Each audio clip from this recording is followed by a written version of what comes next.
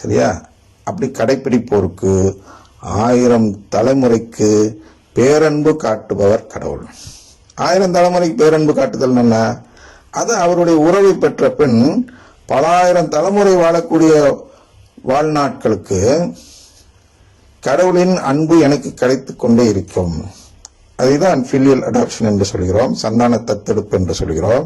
இந்த சந்தான தத்தெடுப்பு என்பதுதான் கடவுளின் பேரன்பு. அப்ப உன் கடவுளாகிய ஆண்டவரின் பெயரை வீணாக பயன்படுத்தாதே அப்படின்னு என்ன? நீ உன் இஷ்டத்துக்கு சொந்த கற்பனையில கடவுளுக்கு ஏற்புடைய நிலை வழிபாட்டு முறை இதுதான் என்று சொந்த சபைகளை உருவாக்காதே, சொந்த மதங்களை உருவாக்காதே கண்டிக்கிறாரு. என் பேரை வீணா யூஸ் பண்ணாத அப்படின்னு சொல்றதுன்னா என்ன?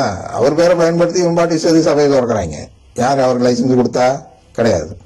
கவர்மெண்ட் கேட்க முடியாதுன்னு ஸ்ட்ரைக் பண்றாங்க. அதனால கவர்மெண்ட்டுக்கே அந்த நம்பிக்கை இல்லை. அதனால சொல்றார், உன் கடவுளாகி ஆண்டவரின் பெயரை வீணாக பயன்படுத்தாதே, ஏனெனில் தம் பெயரை வீணாக பயன்படுத்துவோனை ஆண்டவர் தண்டியாது விடார். நிச்சயம் தண்டிப்பாரு. யாரு? இந்த எவனா சொந்தமா ஒரு வழிபாட்டு முறை உருவாக்கி இது கடவுளுக்கு உகந்ததுன்னு சொல்லி போய் சொல்றானோ, கடவுளுடைய பெயரை வீணாக பயன்படுத்துகிறானோ, அவனுக்கு நிச்சயமாக தண்டனை உண்டு என்று சொல்கிறார். அப்ப நரகம் யாருக்காக என்று புரிகிறதா? எல்லோருக்கும் அல்ல.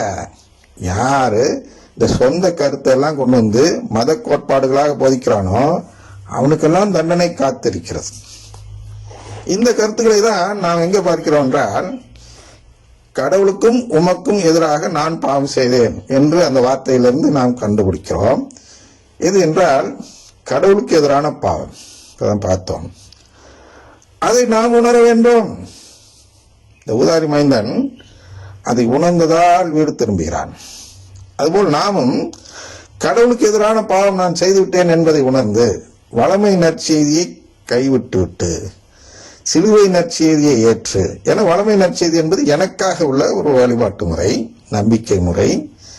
சிலுவை நற்செய்தி என்பது கடவுளுக்காக உள்ள ஒரு வழிபாட்டு முறையும் நம்பிக்கையும் ஆகும். எனவே அதில் நாம் நுழைந்தால் இது போன்ற பாவ மன்னிப்பு கேட்பவர்கள் என்ற நிலைக்கு வருகிறோம். ஆனால் கடவுளுக்கும் மனிதனுக்கும் எதிராக நான் பாவம் செய்தேன் என்று உணரப்பவர்கள் யார் என்றால், வளமை நற்செய்தியிலிருந்து மனம் மாறி சிலுவை நற்செய்தியை ஏற்றுக்கொள்கிறார்கள். அப்ப இவர்கள் யார் நம்ம முடிக்கணும்? அது இப்படி சொன்னாக்கா எல்லாம் நான் தான் பாங்க. இவங்க யாருன்னா, இதுவரை பிரேஸ் தி லார்ட் சொல்லி கொண்டு வந்து இனி நான் செய்ய மாட்டேன், பிரேஸ் தி லார்டே சொல்ல மாட்டேன் என்று யார் மாறுகிறார்களோ அவர்கள் தான் இந்த நிலைப்பாட்டு எடுப்பவர்கள். போன்ற இதில் இதெல்லாம் விளக்கிட்டோம்.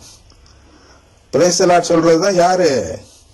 எதிரியின் வயலில் உழுது கொடுக்கும் ஒரு அடிமை.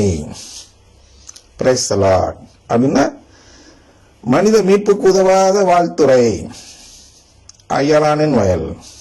மரிய வாழ்க எஜமானனின் வயலில் உழுது கொடுக்கும் அடிமைகள்.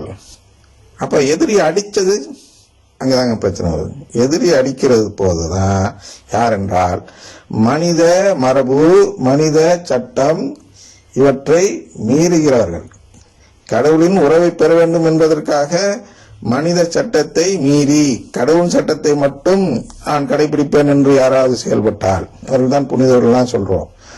அவர்கள் அப்படிப்பட்டவர்களை தான் சமுதாயம் வெறுக்கும், பகைக்கும், எல்லாம் செய்யும். அதனால அவர்கள் வேத சாட்சிகளாகவோ வேற விதத்திலோ கஷ்டப்பட்டு இறந்து போவார்கள்.